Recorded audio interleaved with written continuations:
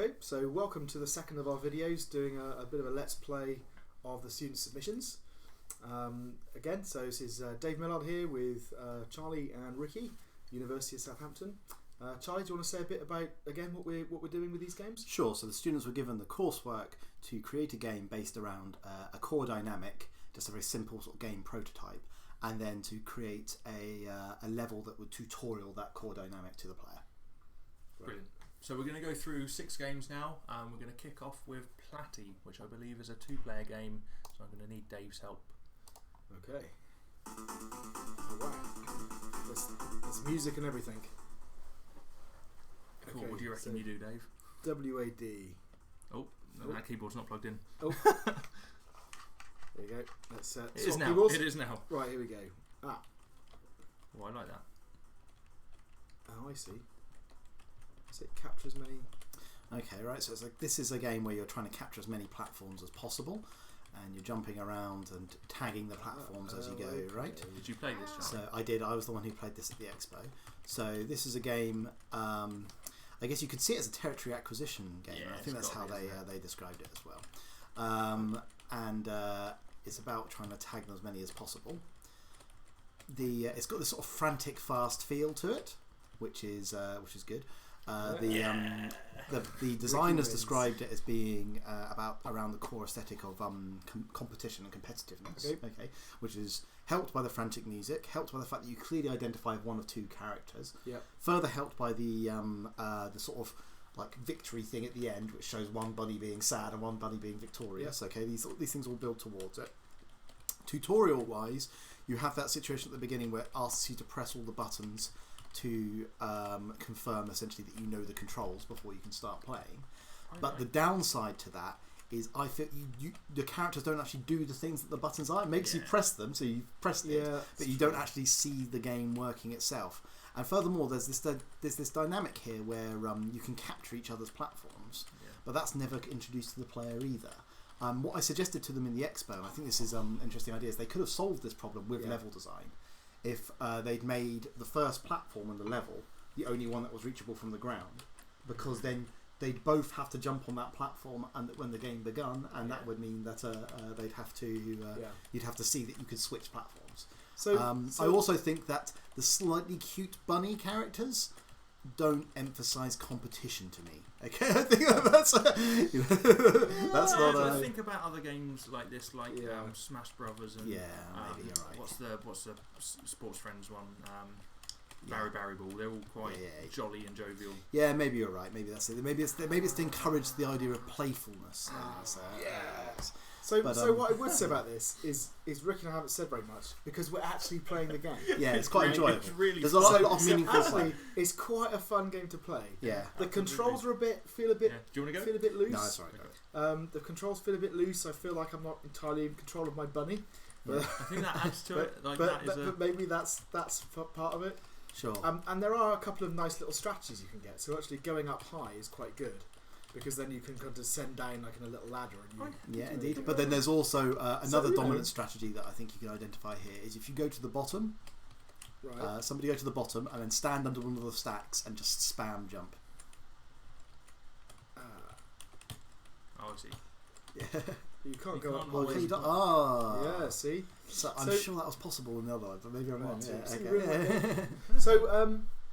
I agree. I think the starting point is a bit strange. I think it would have been better if you. It's not really that much of a tutorial. It needs the platforms. Yeah. I like that it locks out what you do. So you definitely see the controls and you have pressed all the buttons. I agree. I think it would have been better off if they'd started you off, maybe even in your own little areas or something with a screen split. And you kind of had a platform. And you had to jump on the platform and grab the platform or something. And there are things they could have done, I think, which would be a bit more imaginative. Sure. To get the thing going. It's quite. But it's a very playable little game. It's a very exactly. This is an example of sort of simplicity done very well, right? And it works really well. I mean I'm not quite sure I need 6 significant figures on the timer. That's a bit. I can't quite bring it in. But I have to say, even that at the top, it tells you what's going on, lets you know what's happening.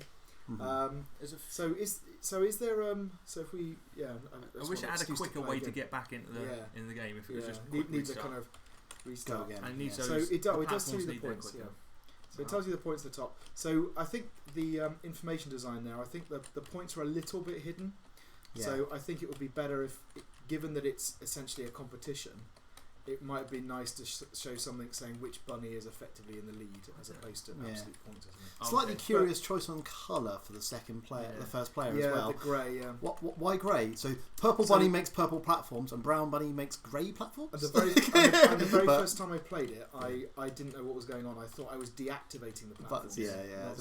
But that's just slightly bizarre. But let's return to the point here. The point is, the mechanic they have built around a really strong central mechanic here. Yeah. Okay. Yeah. It definitely contributes to their core dynamic, the sort of fast and franticness of trying to create this. Okay. Yeah.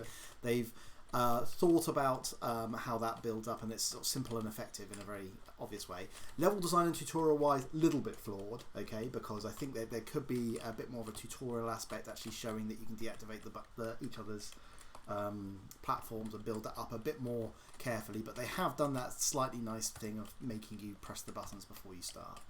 So it's sort of a bit of a sort of mixed batch there. Okay. Yeah, I like that. I think the interesting thing is how playable it is. Yeah. No, Yeah, it's and- just really and- simple and really and- fun. And of all the games I think we've seen, that's a really, really fun little game to play. Yeah.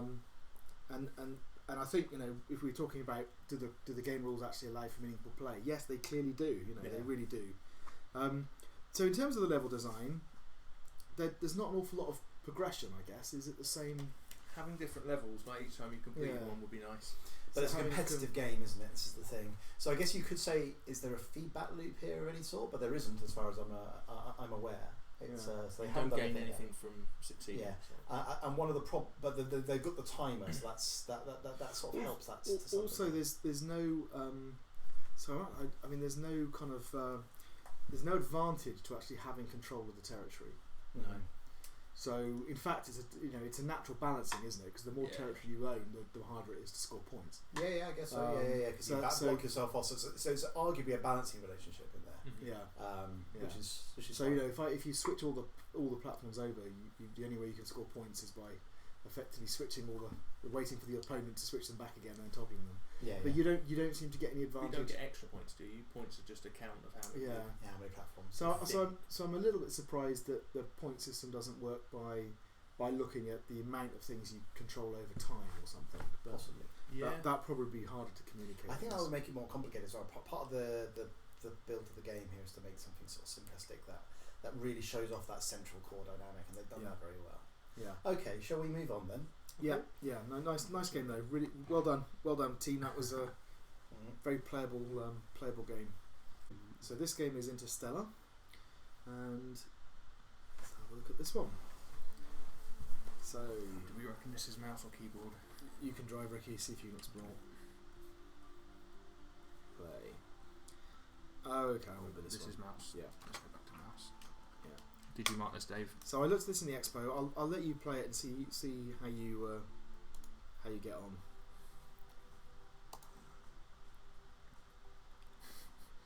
Oh, it's this game. Yeah.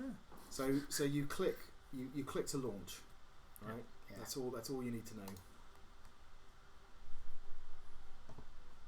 So it doesn't matter where you click, you just click to launch.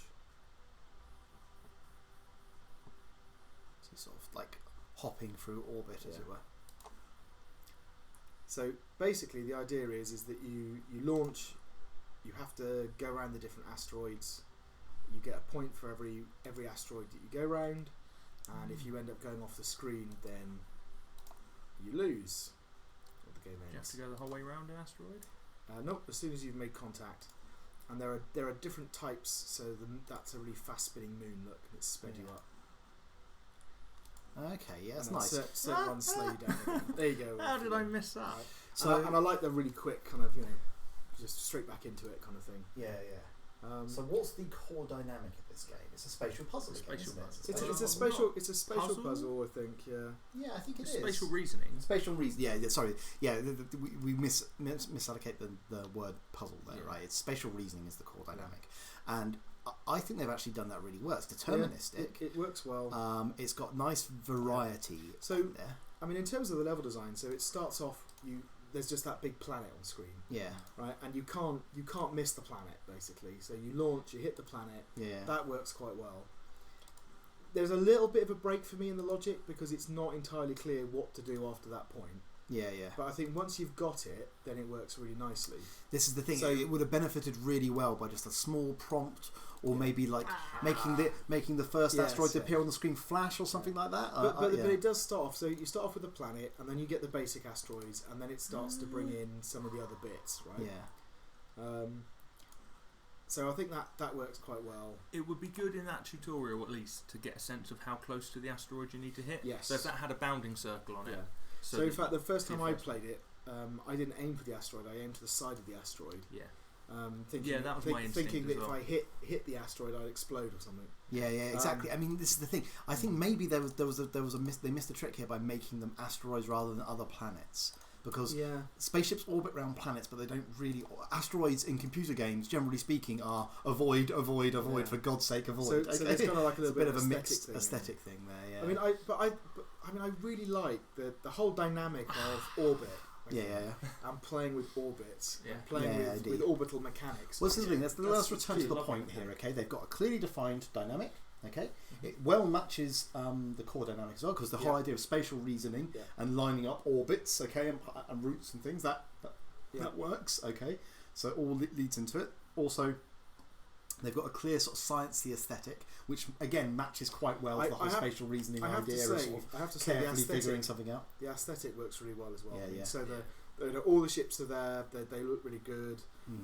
Everything works really well. Can you replay it? Because right at the beginning, you can choose the choose the number of players. That's true. Right. I have to say this. I find this menu a bit confusing, but so I'm not entirely sure. Oh, so you press that. Should we all play? Your left click, and that's. Let's all play. Charlie, you in? So it'll be on the main keyboard. So okay, you need A. So Dave, you be A. I'll be A. Charlie, you can be F. F. Ricky's the. Okay, here we go. So which one am I again? Oh crikey! Oh no! So I think what happened there is what happened, man? Well, you guys launched briefly before I did. So I missed. So actually, I kind of I'm much better at this game than you guys. I kind of feel like a high score of like 17. I feel like I haven't really had a crack at it. Oh no! There you go.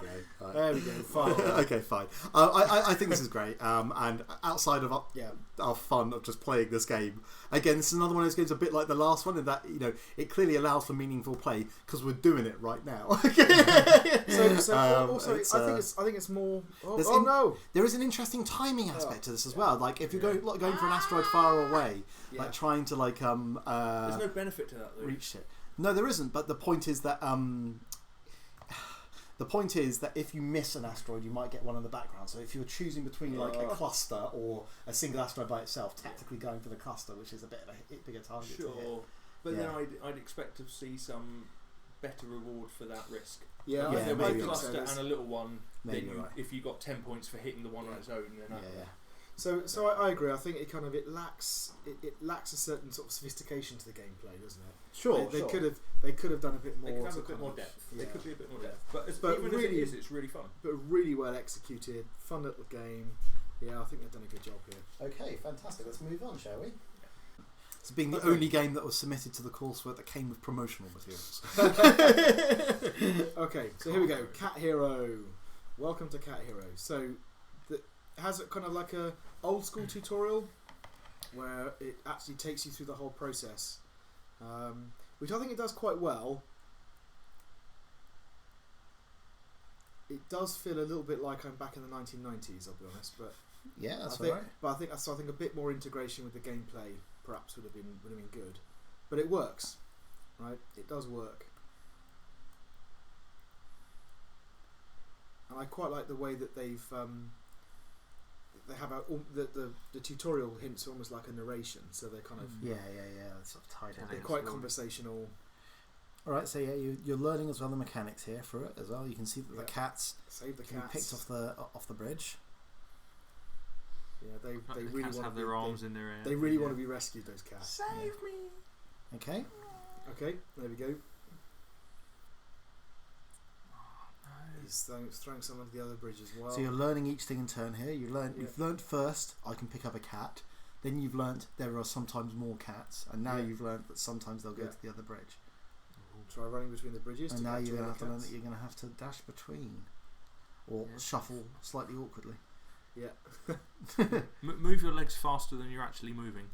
Exactly. I can only assume that it's really slippy. What's that? A power up. Did I get that cat? You got the cat, I think. What's this? Oh, it's a 10-second speed boost. Oh, I always need this. My legs are moving even faster. I missed it.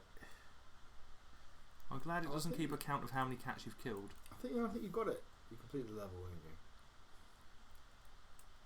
Save 20 cats. So now it launches into it. Where are they coming from? And now you have a more complicated... So the arrow appears at the top of the screen, look, to show where they're coming from.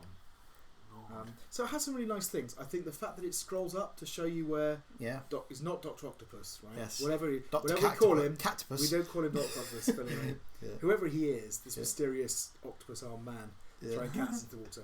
I love the fact it scrolls up to him, shows you where he is. Yeah, indeed, gives you an overview of the map. And I think these little arrows at the top of the screen, those 3 black arrows showing where the cats are, they're really good. And the other thing is the cats point in the direction that they're kind of going to go. So that gives you a bit of a clue as well. Talking about the information design of this game, though, it almost feels like it's too zoomed in. Yeah, it does a bit. I sort of feel like I'm missing out on some information. So you could go south to save that cat. No. You're going to save him further downstream. And you got a little 10-second thingy after the... When it hits the edge, it tends to gets rid of all the momentum as well. Just like real cats in a river. That's right. That's right. So clinging desperately to the side. So I think the yes, this is again. This is a prediction core dynamic. I think, isn't it? It's about knowing where the cats are going to go and predicting based on your arrows and trying to balance out. But I think that for that sort of game, deterministic, or is it? Well, it's not entirely deterministic. I think it's more almost sort of stochastic, isn't it? But I'm not sure. I suppose it depends how the things are launched, because there's definitely channels in that water that they go down.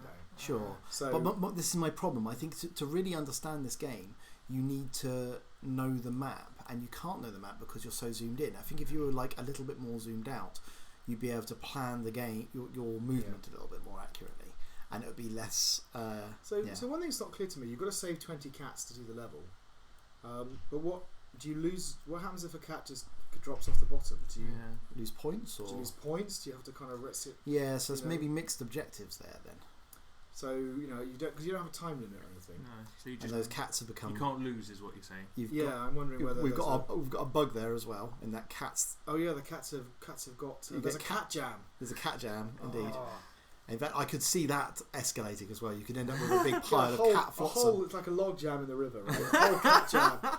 So we could go off and get some food and come back, and there'd be 100 cats. But at least they wouldn't be dying. Yeah, that's true. What do we think of the tutorial level? I think the tutorial level's fine. It's good. I think it's a little bit slow, maybe, but that's. I think it's old-fashioned. Yeah, and what I meant by that was that it's very hand-holdy. It takes its time, and it uses kind of cat jam's going to get bigger. But like you said, it it's dislodged the cat jam. I'm glad that happened. Okay, cool. So I kind of like the tutorial. I think it works well. Yeah, nice music. Oh yeah, we get the news as well. That's great. The sound is really nice. The music's actually quite an effective design choice as well, because it's sort of bouncy and energetic, and it's sort of preys on the franticness of like the rescue objective here. It takes rescuing the cats. It takes the edge off of what is quite a horrific situation.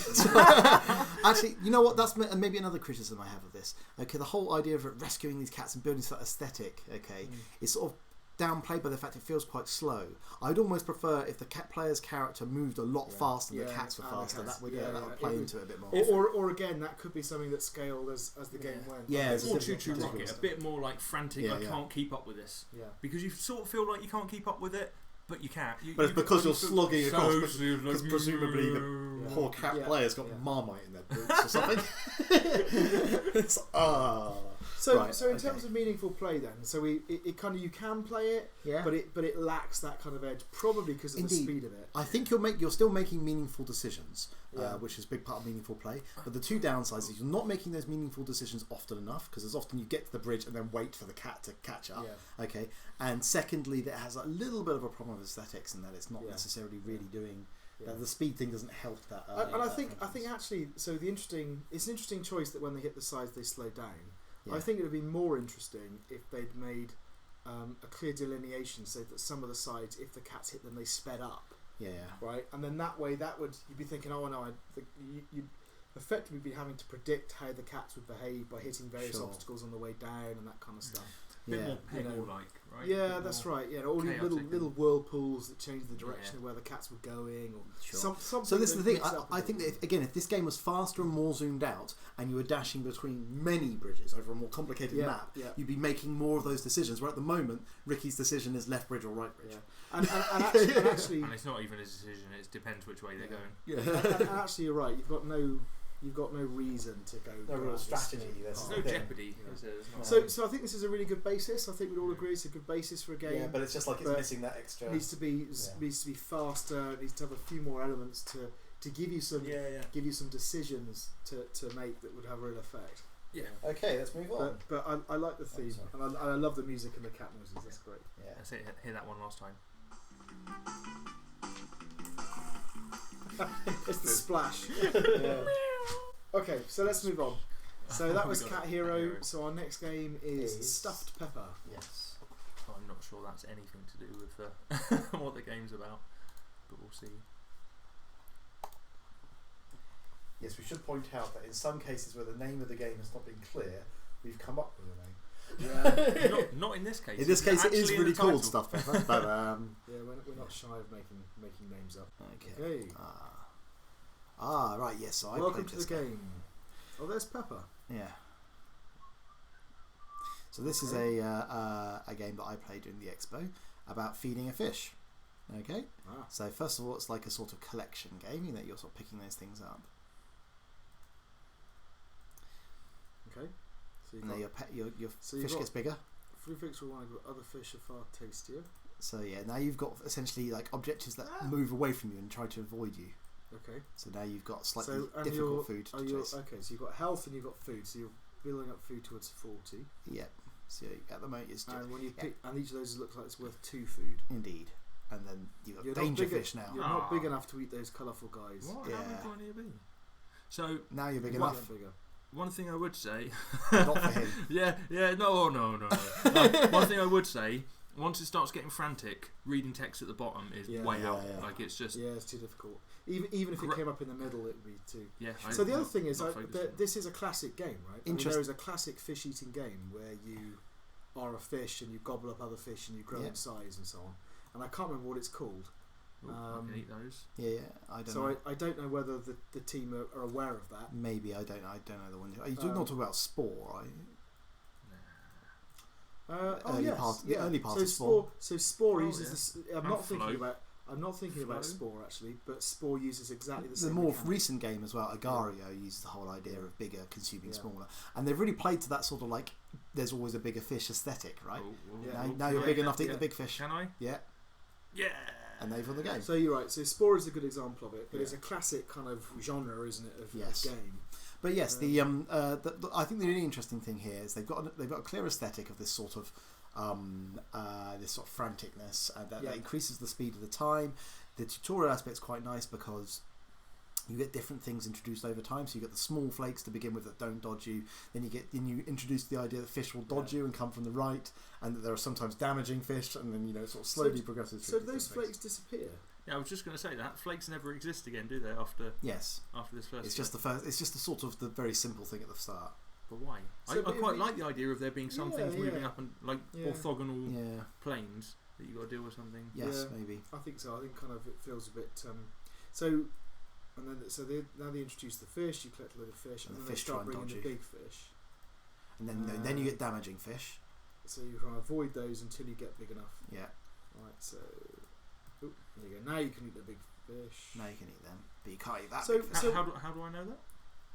It does say at the bottom, but Oh, okay. yeah. Again, I'm So So one of the things that happens when a lot of these genre games is that rather than having health, when you take damage, you shrink. lose size. Yeah, exactly. And I'm curious as to why they've not gone with that decision here, because that kind of adds quite a nice. So obviously they're basing on their fishy metaphor in that you don't literally take bites out of it. Well, I guess maybe you do. But it's not following that particular paradigm. Yeah. But so I think basically what we've got a simple game Yeah. with a nice tutorial, okay, of I mean, what's you can going on. only take the. So I'd like to point The out chase and evade thing sort of works because chase and evade has got this very sort of franticness and actually to it, the and speed's nice, isn't it? yeah, the speed's Although right. I have to say, I'd like to point out that that's a goldfish, whereas the other fish you've got in there are tropical fish.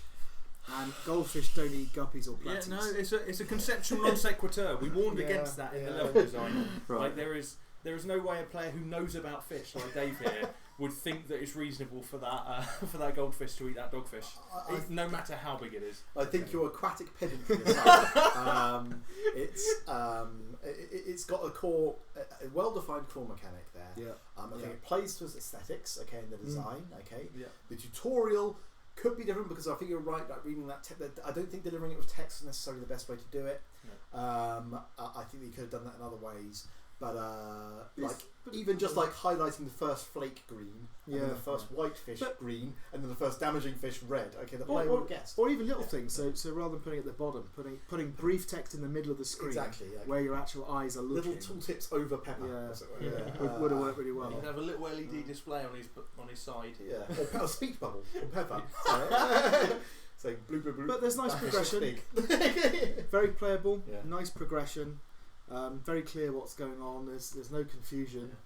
Yeah. So Simple linear level design, but Yeah. necessary for this sort of game. And That's it right. works well. The right tool for the job. So actually, about level design, it's sort of the side scrolling is sort of like a typical shooter. Yeah. Do you think it would have worked better if there were fixed waves?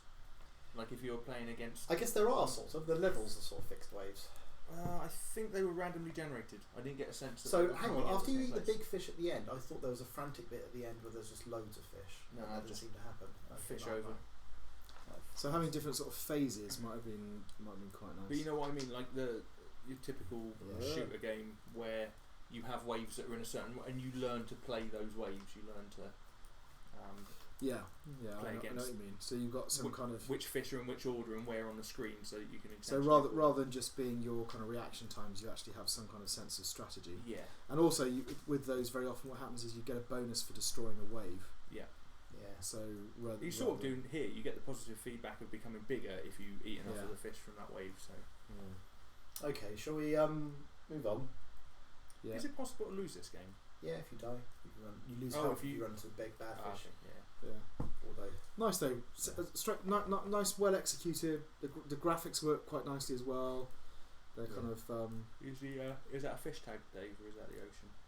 And which fish? should be in looks like a tank for me. I see the reflection on the glass. right then. Yeah. it? Right. Should we? Brilliant. Let's Do you move want to on. complete it, Dave? No, I'm fine. I'll leave it there. But yeah, good Good stuff. I like that. good playable game. Okay, so that was Stuffed Pepper. I just understood the name. The name makes sense now. Yes. And then we move on to Press E to Nuke. So Press E to Nuke is a very novel way of explaining to people how to play your game by putting it in the title. Yeah, that's the launch one. Here we go. So this is a game that me and Ricky played. It's okay. got this sort of tutorial level to begin with, and the player character talks, although the black text over that terrain is not very visible. And it sort of escalates by getting you to explain, and then shows you that you need to grapple to the enemy in order to be able to get to that treasure. So that's interesting inconsistency. So last time it told me to left click twice to push him off, but Yeah. because it's forcing me to right click to Go to connect, because I'm then using a mechanic they've introduced, and it now doesn't work. it is I would have true, but it's introduced because those the other way round. it's because the tutorial wants you to know that you can do this, right? Yeah, I know, but it's like it's here's this skill that we've just given you. Now we've taken it away. What they should do is let you push them off and then spawn another guy. Yeah. Yeah. Oh, that's what they did. But the second guy you have to grapple No, with. but yeah, no, this is the thing. So if you push the second guy off, Oh yeah, just then keep spawning until guys until you figure it out. until Yeah. you stop being naughty. So now you get the proper level, as it were. So what's the? you're not going as far as the whole thing though. You only go as far as you click. Is that right? Or no, it goes the whole way. It's just it hits the first thing it collides with.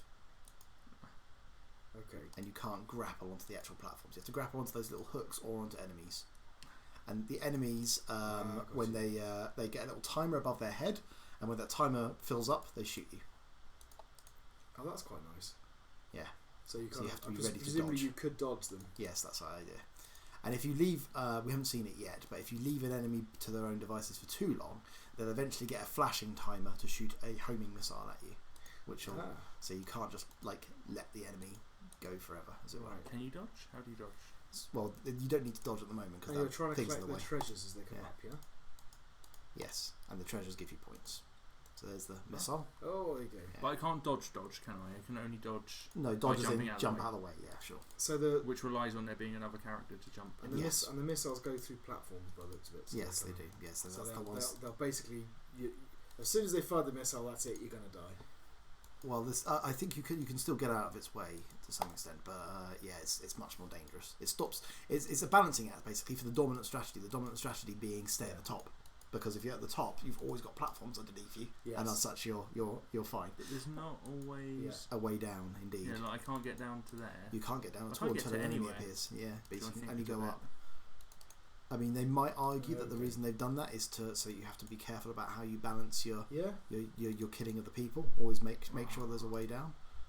But I don't like that. Okay. If you get to the way you can read, then you get upgrades, and you can upgrade. So what do we think the core dynamic is here? So they said that their core dynamic was destruction. I disagree. I think it's a spatial alignment puzzle. It's a spatial puzzle. Definitely. I also think that one of my criticisms of it would be that if it is destruction, then it's too considered, right? It's not frantic and aggressive enough. Yeah. They did point out that one of the things that encourages the destruction mechanic is that to move around the level, you have to kill people. Well, so it forces you to there definitely is a destruction dynamic, but it feels like you're trying to reason about the space more than that is more that's in there. Ricky hasn't even used the name of the game yet either. Who needs to? What? Rubbish. So what happens if you press E? I'll wait for there to be some enemy save. Just wipes the screen. How many of those do you get? One per wave. Okay.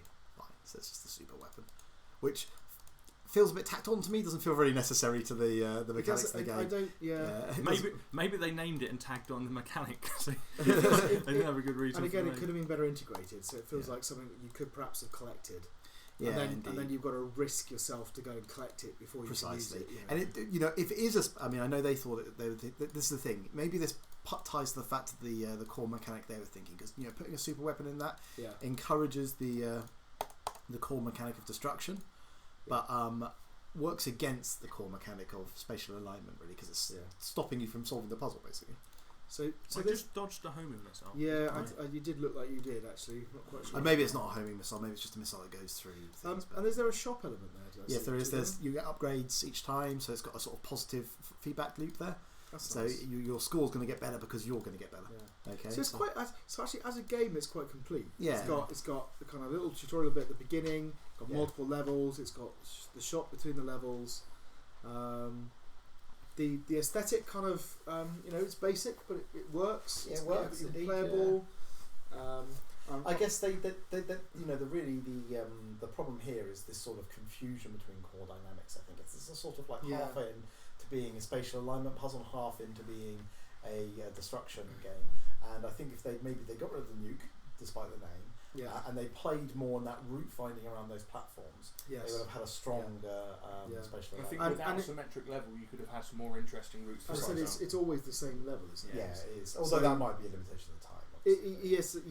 But even so, I think just having one or two different options would have really shown off the possibilities of the game a bit. The other thing I think that's worth talking about is the tutorial. I think the tutorial is great. That sort of guided through process. Okay, although one weakness to it. Okay, they guide you through all the dynamics, but then stop short of the dynamic of the enemies can shoot you. Okay, that's clearly something the player needs to know, and the player's just going to go through into this game and suddenly see that the enemy starts shooting Yeah. at them. Okay, it's Maybe not not even just- see because it's not Yeah. even that visible when you're concentrating on other things. Yeah, so. exactly. I mean, they do have a visual indicator, and it's fine. That's fine. It's good that you've got a visual indicator that there's a threat incoming, but it's quite subtle and it's not explained in the tutorial. So that's the next bit. Yeah, I think if it was, I think it'd be fine. Yeah. But it seems very playable. Yeah, indeed. No, exactly. There's meaningful play. You are making interesting decisions. Also, the slight franticness of it by putting a time element means that you're making those decisions rapidly, which is good for fun. Okay. Yeah. And does sort of plays into it. Okay. So have they got any? Is there any audio with this one, or is it? Didn't hear. Don't think so. I think so. So. I like that it's a game with a blue sky. Yeah. All too rare these days. Okay then. Shall Nice. we? Very nice, and move on. actually from the aesthetics point of view, I think they've obviously got the mechanics working really effectively. They've got those anchor points, and you can easily imagine that if they did get a kind of artist on board, you could do some really cool stuff and make it look really good. So I quite like Yeah. the visual design of this. I'd keep it. kind of works. It does works well. Okay. Okay, so that was Press Eat a Nuke. Okay. So moving we're on on to to the the- last one of our sprint here. Last which in is our batch. one of the ones that we weren't sure of the title of, so we're calling it Untitled J-Platformer. I guess you'll see in a minute why. So this is Untitled J-Platformer. Slightly difficult to read menu screen there. But obviously inspired aesthetically by the whole anime manga thing. So not So- immediately clear which button you press. So Ricky looks like you're struggling to actually figure out what the controls I are. remembered what it is. Ah, great. Okay, so we have a character on a platform that can jump and attack, I think. Press is what you do. K There to is- jump. There's an attack, isn't there? And a little sound feedback there, and your enemy is shooting stars. So they've got little bars above their heads that represents their health. Yep, And assume then so. your bar is presumably your health. Yes. So if you hit a star, you go down a bit. Yeah. So the core dynamic here is obviously the destruction core dynamic. Yes. This is about fighting But enemies, clear isn't the it? level. So yeah, and the enemies are sort of suddenly appearing. Yeah. And there's bullets flying, or stars, Yep. but flying all over the place. So that's helping sort of build towards that sort of dangerous Yes. aesthetic. Can't jump these stars. So I think this there's. is ridiculous. I mean, we'll talk about some of the bits in a minute. Yeah, it's one, not of very the, one of the responsive, is things it? that jumps out at me, as it were, is that there isn't an awful lot of feedback here. So No. when you get hit by something, when you your health goes down. Yeah. When you hit somebody else, their health goes down, but there's no other kind of obvious kind of effects. Yeah. So it does feel a little bit like you're flailing around in a world which isn't reacting to you. Indeed. Also, just a note on the character design. I mean, I know the use of wings is very common in the anime aesthetic, but giving a character wings who then can't fly is somewhat bizarre choice. Although maybe it justifies that enormously high jump. Yeah, it's as good as possible. Another thing I think that's worth noting here is that jump is really it's quite sticky and unresponsive. Okay, you don't sort of move along the ground normally, and knowing how to make that jump is It's very early to introduce a jump that difficult as well. Yeah. In terms of. So let's talk about that, because I mean, so one of the things that's obviously missing from this game is, as far as I can see, there is no tutorial element. Yes, indeed. So I don't know whether that's because they've run out of time or because they missed that in the brief. Yeah. But there isn't anything really to bring you into this game. No, to indeed, start and going. it starts quite difficult immediately, right? Immediately you're having to jump on and fight enemies right on a platform, and it's And it's not. Is there some sort of cooldown as well? So when you're fighting it, you can't do anything before you. There's an animation that's unstoppable. Yeah. So you start hitting. And it's just. And then you can't jump out of the middle of You it. can't or- move. You can't jump. yeah, so it's got a little combo system there as well. I think you do more damage with the final attack if you keep doing that. But the thing is, because the enemies are all just this one type of enemy with a limited health bar, Yeah. it's sort of not clear. What's that kind of super pink attack? Is that? Yeah, that's the different one at the button? end. I think No, that's it's the the last. end. That's the Just the last. end. If you get all the way through the combo, then you. So what happens if you hit the attack button once? Yeah, we don't know because that jumps really we hard. don't know because Ricky keeps falling off. The yeah, what happens if Sorry, you hit it guys. once? Does it kind of if you just It does hit? this. So okay, Yeah, and if you go all the way through, then it's like 5 hits, and then eventually. okay. So there's some nice stuff going on. So interesting. here. There's a bit of feedback there in that if you hit the enemies, they do sort of wince, They flinch. They do Yeah. flinch. Yeah. but you don't. But you don't. Also, I don't think there's any colliding mechanism, is there? You can walk straight through them. You can walk through them, yeah. So to me, all of that comes together and makes the game feel unreal. You know, it feels just kind of you're floating around. You know, these stars are hitting you, but they're not having any kind of real impact. I think the real problem is this jumping mechanic. The jumping mechanic is the core part of the game. And it just doesn't work. It doesn't. If you think about games like Mario and things, that it's faster and you can get a bit of a run jump. In this one, it's just sort of like it's like it's a float, isn't it? So it's sort of like moon jumping. So actually, the problem is that it's too slow. Yeah, there's no acceleration in the gravity, and it takes all the momentum out of the game. Yeah. So and then obviously as well, there will, from the point of view of the level design, it's a very linear level design, but the difficulty sort of stays at the same place throughout the level. Although I guess this. So what happens is make that jump on? It's fine. You just have to be exact. You've only got very precise platform very early in the game. So what happens if you? So also you don't seem to take a lot of damage from these enemies either. Yeah. So you've actually been taking quite a few hits and so is that it? That finishes. That's it. Yeah. So I think there there are problems here with feedback. There are problems here with pacing and making sure that the mechanic actually works. The core mechanic that they're using, the jumping mechanic, works really well. Yeah. And really the problem I think for us in this brief is that lack of a tutorial.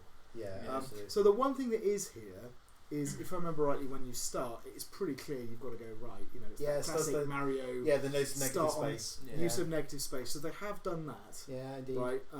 But because of the fact, out of choice or out of parroting other. Yeah, it may just be by accident. It's hard to know, but it's there. It's present. It's present. But because there's no feedback really from being hit and things, it's very difficult to learn actually what's going on in the game. I think. Although another thing as well, it's clearly got a fantasy aesthetic that it's building towards. Yeah. But a fantasy aesthetic benefits really well from having lots of variety, the weird and wonderful. Only having one type of enemy sort of fights against that a little bit. But then they have used things like stars instead of bullets. I mean the scale of this is such, but yeah, I think kind of it's good they've got the basic mechanics working. They've got it's a playable game. Whether or not you'd say it was meaningful play, it's I'm not really sure. But you can the play problem it, is the penalty for failure of being hit means there's no real choice there because you get hit. It's fine, carry on. The only real meaningful choice is don't fall in the pit. Okay, and there's not really much of a choice. That's right. It's a matter of skill. Yeah. Okay, so good try, but kind of maybe lacking in some of those key. Need some tuning, like each of the bits needed some play testing, and then when you've done that, go okay, this bit's too hard, or the jump's not smooth enough. Let's change the values that drive that mechanic. I mean, for me, the key thing is that meaningful play thing. It's like if you play this, are you actually giving the player real choices that make a difference? And here it's not clear they are. So right, let's move on, shall we? Well, that's the end of that sprint. That brings us to the end. Yeah. So that we've had another 6 games there. So well done to everyone whose games you've looked at again there. I thought some really nice examples and some fun games.